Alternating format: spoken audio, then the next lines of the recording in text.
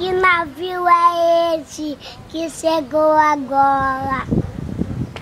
É um navio guerreiro que chegou agora. Um navio guerreiro. Fala aí qual é teu nome.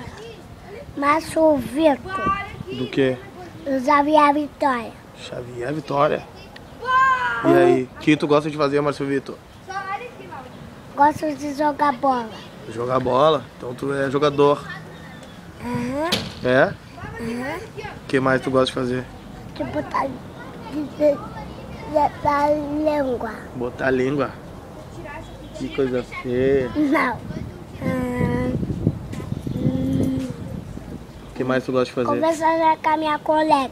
Conversar com a colega. Qual é o nome da colega? Luísa. A Luísa.